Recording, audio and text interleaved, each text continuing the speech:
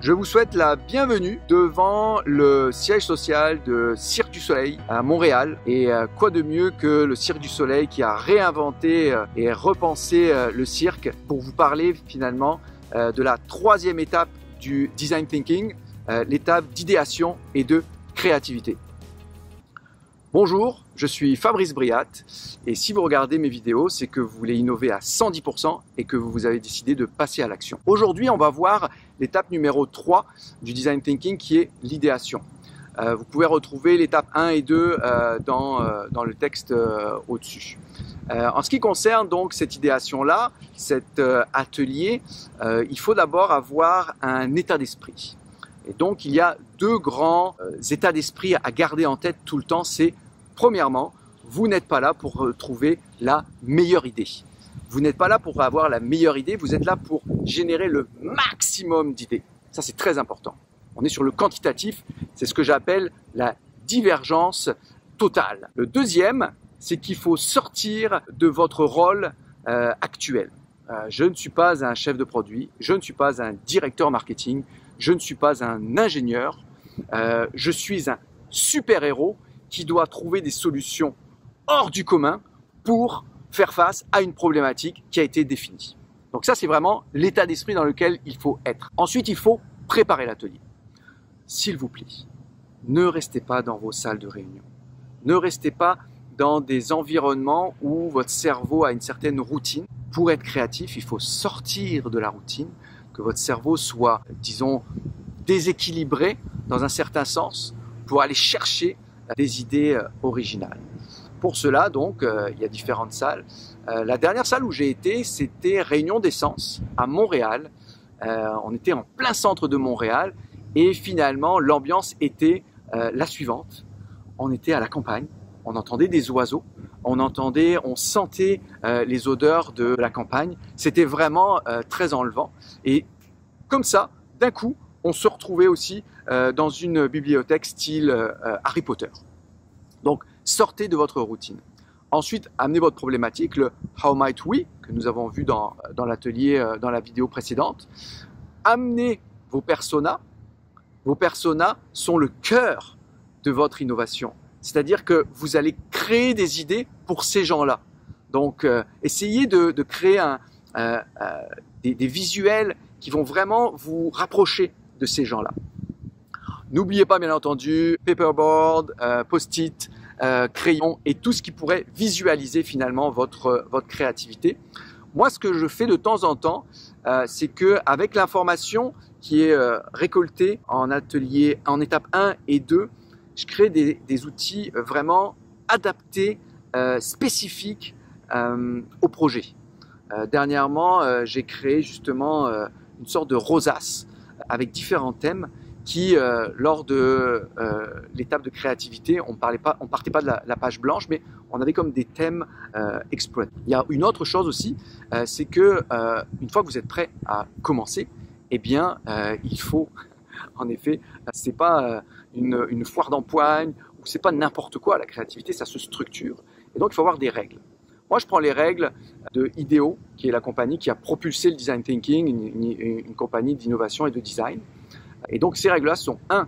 Ne pas juger votre idée, ne pas juger les idées des autres. 2. Ne pas mettre de côté les idées folles, les idées un peu décalées.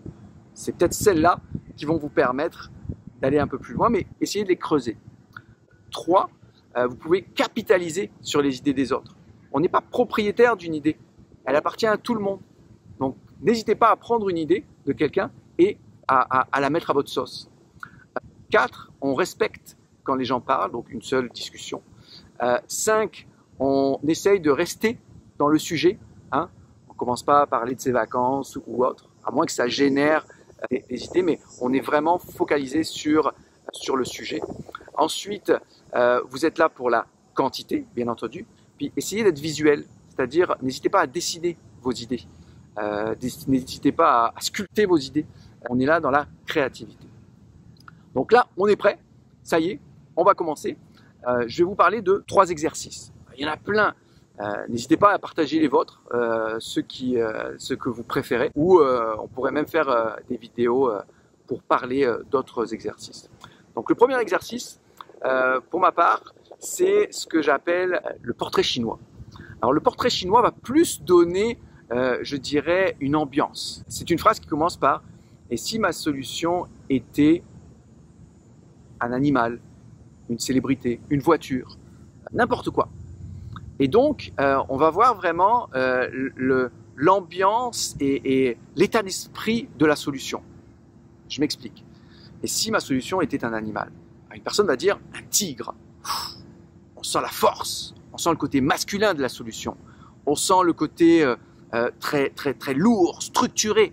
Et donc, ces adjectifs-là vont vous permettre de générer des idées. Alors qu'une autre personne pourrait dire, non, ça serait, pour moi, dans mon sens, ça serait un colibri. Petit oiseau, très rapide, très agile, très léger. Ok, d'accord, donc la solution serait plutôt quelque chose de plus flexible. Oui. Et là, on va commencer à générer des idées par rapport à ça. Le deuxième outil, c'est le what if. Alors ça, c'est intéressant. Le what if, c'est et si. Et là, on ouvre des portes à n'importe quoi. Et si c'était la pire des solutions, ça serait quoi? Et là, vous allez lister toutes les solutions les pires. Et ça va être une base pour finalement être, ok, il faut être l'inverse de ça. Et là, vous allez commencer à générer des idées. Et si ma solution, et c'était celle qui ne fonctionnerait pas à tous les coups, il faudrait que ça soit quoi? Et là, on va lister. Il faudrait qu'elle soit plus comme ça, qu'elle soit moins comme ça. Et donc là, avec ça, vous allez pouvoir dire, bon, ok, d'accord. Alors, notre idée doit répondre à l'opposé de ces aspects-là. Et ensuite, on pourrait aussi dire, et si mon idée valait 1 million de dollars? Et donc là, vous allez vous projeter en termes de valeur. Et si mon idée était pour 2100? Et là, on va se projeter plus sur le temps, plus sur l'aspect futuriste de mon idée. Donc vous voyez, avec le what if et si, on peut vraiment atteindre beaucoup de choses. Ensuite, il y a le brainwriting. Alors le brainwriting, c'est assez simple. Ça mixe l'aspect individuel et la créativité collective. Vous prenez une feuille, créez un groupe de 5 personnes, une feuille par personne. Vous créez votre problématique en haut, vous l'écrivez. Ensuite, vous mettez la première idée. Vous avez 3 minutes. Votre première idée pour résoudre cette problématique-là. Ensuite, vous passez votre feuille à votre voisin de droite. Bien sûr, vous allez recevoir votre feuille de voisin de gauche. Et puis, vous allez, basé sur la première idée que vous avez vue, vous allez écrire une autre idée pour résoudre cette problématique-là. Et là, vous avez 3 minutes. Et ainsi de suite. Et vous faites tourner les feuilles. Et là, vous allez voir que vous allez générer un maximum d'idées. Suite à ça, moi, ce que je vous conseille, c'est d'en faire 2. 2 ateliers de créativité parce que ça va vite et puis ça peut, au début, bon, on se met dans le bain. Le deuxième est on est un peu plus confortable. Vous allez avoir à peu près 100, 200 idées. Il va falloir faire un choix, converger. On n'est pas là à négocier nos idées, on n'est pas là à trouver un consensus mou. Vous allez mettre vos 100 ou 200 idées contre le mur, des petites pastilles à tout le monde, 5-6 pastilles à chaque participant, et chaque participant va mettre des pastilles sur les idées qu'il préfère. Ça peut être votre idée, ça peut être l'idée de quelqu'un. Et là, vous allez retrouver entre 5 et 10 idées qui rallient le groupe. Ces 5 à 10 idées-là, vous allez les prototyper dans l'étape 4. Alors, si vous n'avez pas des décideurs dans votre groupe, je vous conseille quand même de présenter ces concepts-là aux décideurs pour qu'ils puissent donner un peu leur avis. Et puis ensuite, vous passez au prototypage.